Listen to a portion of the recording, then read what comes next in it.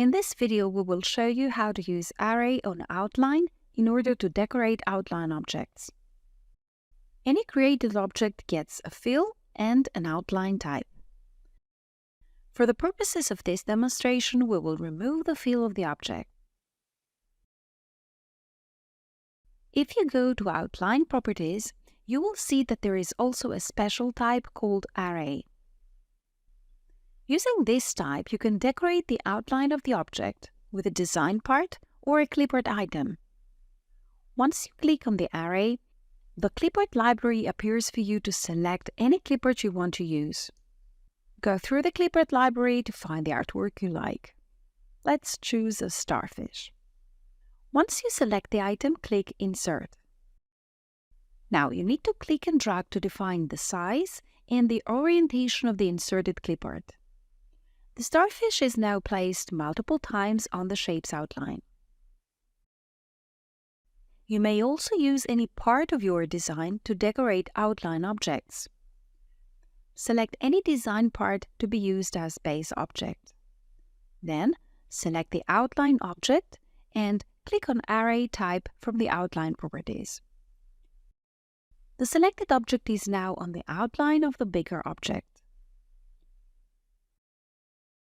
You can also use the array from the Create Outline from Shapes option on the right-click menu, or the same option from the Convert button.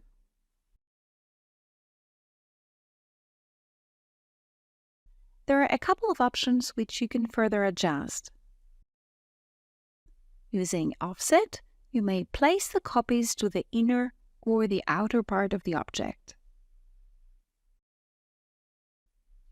Using Item Rotation, you can rotate the copies on the outline. You may also adjust the spacing between them.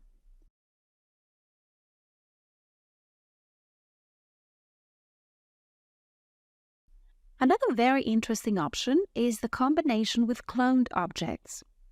If Add New Object as Clones is enabled while creating the array, then you can edit the outline of the base object and all the array copies are affected as well.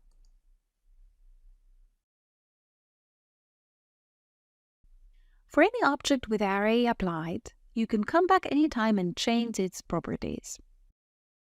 But if you want to make manual changes to specific parts on the array or handle them individually, you can choose the Separate to Objects option. Now, the drop parts are no longer parts of the array, they are individual objects. You only need to ungroup them before you proceed with editing.